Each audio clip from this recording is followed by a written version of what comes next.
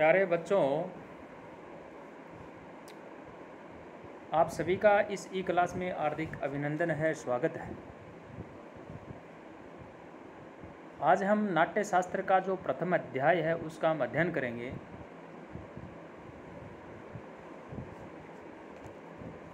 तो आप सभी इस वीडियो के अंत तक जो है वो बने रहें। मैं सभी विद्यार्थियों से कहना चाहूँगा कि आप जब भी ये वीडियो देखें तो आप अंत तक अवश्य देखें, और अंत तक भी आप पहले वाला जो वीडियो है उसको देखें, उसके बाद में अगला वीडियो है उसको देखें। क्योंकि इनका जो क्रम है वो क्रम जो है वो बना रहता है, इसलिए आप जब भी वीडियो देखें उनको क्रमशः देखते रहें और लास्ट तक देखें। मैं सभी विद्यार्थियों से कहना चाहूँगा कि अपना जो चैनल है उस चैनल को आप सब्सक्राइब अवश्य करें, और जो अंगूठे का जो निशान है वो भी आप अवश्य लगाएं। क्योंकि जब भी कोई नई वीडियो मेरे द्वारा बनाई जाएगी आप लोगों तक जो है वो अवश्य पहुंच जाएगी, ये इसलिए मैं आपसे ये बात कह रहा हूं। और अब जो पहला जो अध्याय है उसका 88 नंबर जो पद्य है उसका हम जो अध्ययन करेंगे।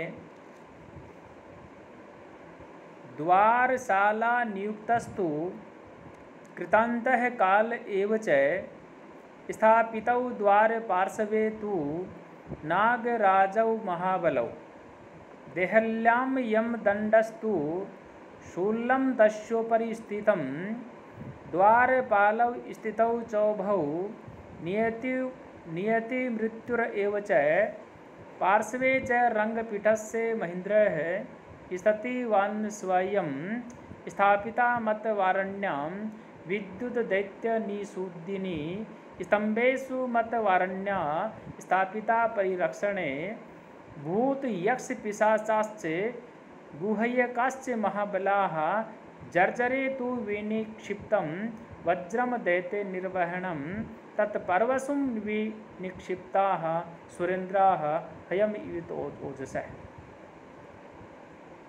प्यारे बच्चों, जो हम इन पद्यों का जो हम अनुवाद करने जा रहे हैं, मैं आपसे ये कहना चाह रहा हूँ कि इस प्रकार से जब ये बात आई कि ब्रह्मा जी जो है अंश भाग बनाकर रक्षा के लिए जो वो निश्चित करते हैं, और अब किस प्रकार से जो है उस कार्य को किया, ये बात यहाँ इस पद्य के अंदर, इन पद्यों के अंदर आई। द्वारशाला नियुक्तस्तु कृतान्तः काल एव च। द्वारशाल का मतलब चौखट होता है, और कृतांत जो है यमराज को कहते हैं। तो द्वारशाल यानी चौखट है, उसमें यम जो है, यमकाल जो है, यमराज जो है उसको नियोजित किया। स्थापित हो द्वार पार्श्वे, और उस द्वार के दोनों बगलों में महाबली जो दो नागराज जो हैं, नागराज और महाबलव जो दो नागराज हैं उनको स्थापित किया। देहल्याम यम दंडस्तु शूलम तस्योपरि स्थितम द्वारपालव स्थितौ चौभौ नियति मृत्यु एव च। देहली पर यमदंड को नियुक्त किया, और उसके ऊपर जो शूल है यानी भगवान शंकर जो है, शिव त्रिशूल जो है वह स्थित होता है, और उसके दोनों ओर मृत्यु और जो नियति नामक जो दो द्वारपाल हैं उनको जो है नियुक्त किया। पार्श्वे च रंगपीठस्य महेन्द्रः स्थिति वान् स्वयं स्थापिता मतवारण्यां विद्युत दैत्य निषूदिनी। रंगपीठ के जो पार्श्व भाग हैं उनमें स्वयं भगवान महेंद्र यानी जो इंद्र है वो स्थित होते हैं, और मतवारणी में दैत्य को नष्ट करने वाले विद्युत यानी जो बिजली है वह स्थापित हुई। और इस प्रकार से जो है यहाँ जो मतवारिणी है, विद्युत दैत्य निषूदनी है, निषूदनी मतलब उनको मारने वाले, निचोड़ने वाले, नष्ट करने वाली बिजली जो उसको स्थापित हुई। स्तंभेषु मतवारण्यम स्थापितो परिरक्षणे भूत यक्ष पिशाचास्य गुह्यकास्य महाबला। तो इस प्रकार से जो जर्जर पर दैत्यनाशक वज्र जो है उनको स्थापित किया गया और उसके पर्व अनंत शक्ति वाले जो देवता हैं उन देवताओं का जो है निवास जो है वह हुआ। प्यारे विद्यार्थियों, हमारा जो प्रसंग है वह जो प्रसंग चल रहा है इसके अंदर है, और उस प्रसंग के अनुसार जो है यहाँ कहा कि उन द्वारपालों को स्थापित करने के बाद में जो है स्तंभेषु मत स्थापिता मत वारण्याम विद्युत देते निषूदनी स्तंभेषु मत वारण्यम स्थापितो परिरक्षणे भूत यक्ष पिशाचास्य गुह्यकम महाबला। इस प्रकार से यहाँ मत वारणी जो उनमें दैत्यों की विनाशनी जो विद्युत शक्ति जो है वहाँ रखी जाती है अर्थात स्थापित की गई। भूत यक्ष पिशाचास्य गुह्यकम महाबला जर्जरे तु विनिक्षितम वज्रम देते निर्वहणम। और इस प्रकार से जो जर्जर है उस जर्जर के विषय में ये बात कही कि जो जर्जर है वह जर्जर जो है उसको यहाँ जर्जर पर दैत्यनाशक जो वज्र है उसको जो है स्थापित किया गया। जर्जरे तु विनिक्षिप्तम वज्रम दैत्य निर्वहणम तत्पर्वसु विनिक्षिप्ता सुरेंद्रा हयमित ओतजसा है। यानी जर्जर पर दैत्यनाशक वज्र जो उसको स्थापित किया और उसके पर्वों पर अनंत शक्ति वाले देवताओं जो हैं उन देवताओं का जो है निवास हुआ। मतवारणी के स्तंभों में उनकी रक्षा के लिए महाबलशाली भूत यक्ष पिशाच गुह्यक नियुक्त किए जाते हैं और जर्जर में दैत्यों का विनाशक वज्र रख दिया गया तथा उसके प्रत्येक पौर पर अपरिमित शक्ति वाले देवता जो है वो स्थापित किए गए। प्यारे विद्यार्थियों, द्वारशाला में तथा द्वार के दोनों बगलों में 2 महानागों को जो है नियुक्त किया। महानाग 8 कहे गए हैं। अनंत है, वासुकी है, तक्षक है, कारकोटक है, शंख है, मूलिक है, पद्म है और महापद्म है। इनमें अनंत और गुलिक जो वो प्रमुख हैं। और मतवारणी में विद्युत जो है उसकी नियुक्ति की गई। मतवारणी का अर्थ बरांडा कह सकते हैं हम और 12 दरी कह सकते हैं, या इनमें 4 खंभे होते हैं, बरांडा नुमा होता है, उसको जो है मतवारणी जो है इस नाम से संबोधित किया जाता है। अब आगे जो है हम यहाँ 93 नंबर पद्य के अंदर जब हम आ रहे हैं, यहाँ 93 से 97 नंबर जो पद्य है यहाँ हम इनकी चर्चा करेंगे। शिरः पर्व स्थितो ब्रह्मादिति संक्रस्तथा तृतीय च स्थितो विष्णुर्चतुर्दशे स्कंद एव च पंचमे च महानागाः शेषवासु कितक्षकाः एवं विघ्न विनाशा स्थापिता जर्जरशुराः रंगपीठस्य मध्ये तु स्वयं ब्रह्मा प्रतिष्ठितः इत्यर्थं रंगमध्ये तु क्रियते पुष्प मोक्षणं पातालवासिनो ये च यक्ष गुह्यकपन्नगाः अधस्तात् रंगपीठस्य रक्षणे विनियोजिताः नायकं रक्षतेन्द्रस्तु नायिकां तु सरस्वती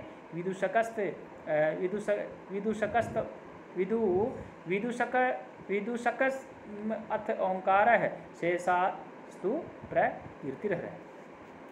प्यारे बच्चों, यहाँ ये जो हम 93 नंबर जो पद्य है यहाँ जो हम इसका अध्ययन जो करने जा रहे हैं, यहाँ हम अब वापिस आ रहे हैं। सीरा है पर्व स्थितो ब्रह्मा द्वितीय संक्रस्तता तृतीय च स्थितो विष्णु चतुर्दशे स्कंद एव च।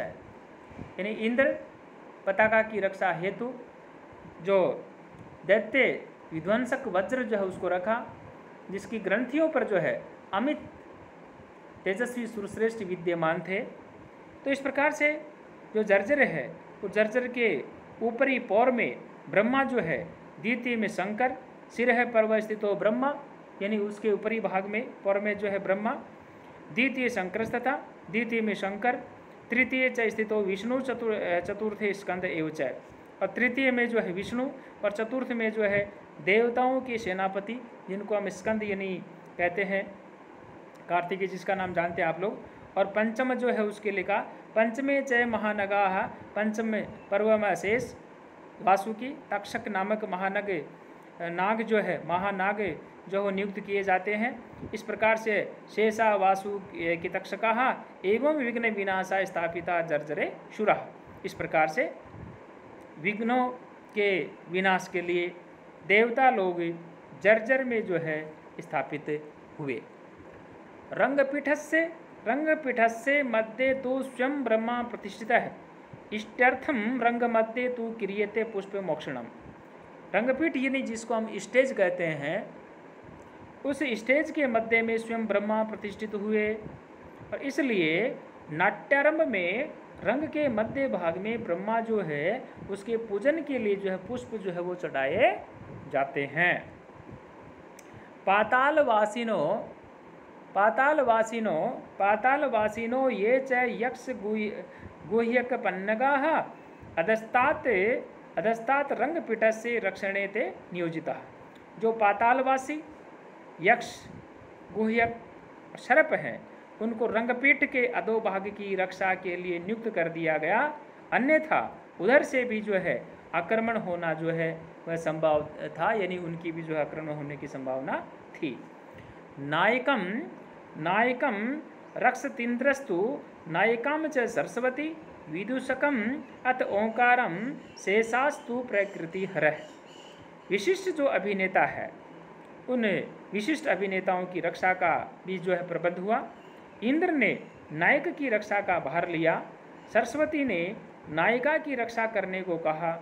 हास्य एवं श्रृंगार का अंग होने से विदूषक की रक्षा भी जो है आवश्यक हुई, जिसके लिए ओंकार जो है नियुक्त हुए और शंकर सामान्य पात्र और पात्रियों की रक्षा जो है वो करने लगे।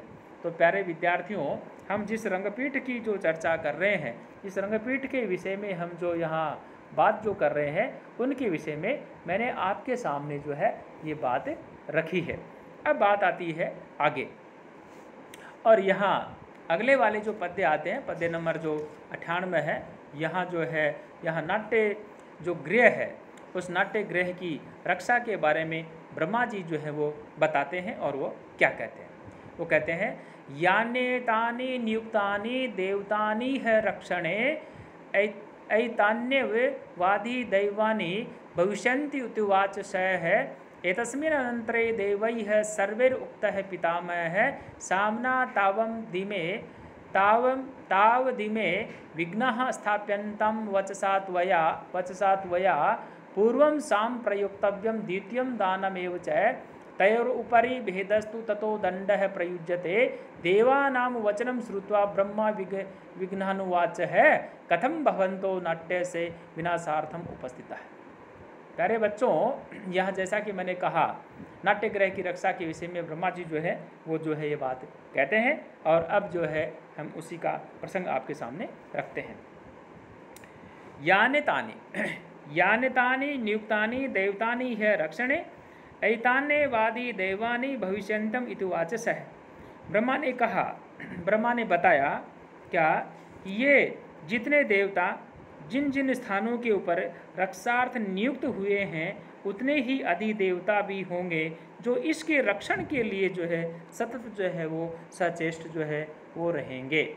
यानी नाट्य प्रयोगशाला की जो रक्षा है उसके लिए जो देवतागण नियुक्त किए गए हैं वे ही उन स्थानों के अधिष्ठात्री देवता होंगे, ऐसा ब्रह्मा जी जो है उन्होंने कहा। एतस्मिन्नन्तरे देवैः सर्वैः उक्तः पितामहः साम्ना तावद्दिमे विघ्नः स्थाप्यन्तां वचसा त्वया पूर्वं साम प्रयोक्तव्यं द्वितीयं दानम एव च तयोरुपरि भेदस्तु ततो दण्डः प्रयुज्यते। यानी इसी बीच सभी जो देवता हैं, सभी देवताओं ने पितामह से अनुरोध किया कि क्या हो आप शांतिमय तरीके एवं प्रेम की बातों से इन विघ्नों को रोकने का प्रयास करें, क्योंकि नीति की यदि हम बात करते हैं तो नीति के अनुसार पहले शांतिमय उपायों का जो है वह प्रयोग करना चाहिए।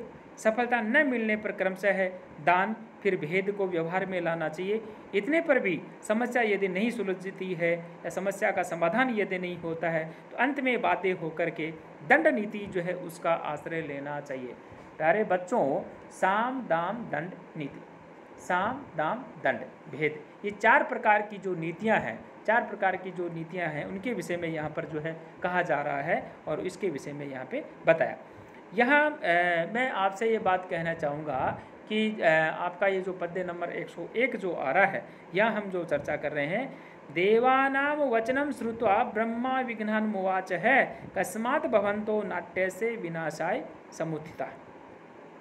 देवताओं के इस युक्तिपूर्ण सुझाव को मानकर ब्रह्मा ने विघ्नों से पूछा कि क्या कारण है कि आप लोग नाट्य के विनाश के लिए जो है कृत संकल्प हैं। प्यारे बच्चों, ये जो यहाँ तक जो मैंने आपको ये जो वीडियो आप लोगों के लिए जो बनाया है, आप लोग इसका अध्ययन करें। तब तक मैं ये जो अगला जो वीडियो है उसको मैं बना रहा हूँ और वो आप लोगों तक जो है आएगा। तब तक आप इसका जो है अध्ययन करें। तब तक के लिए सभी विद्यार्थियों का बहुत बहुत आभार। Thank you.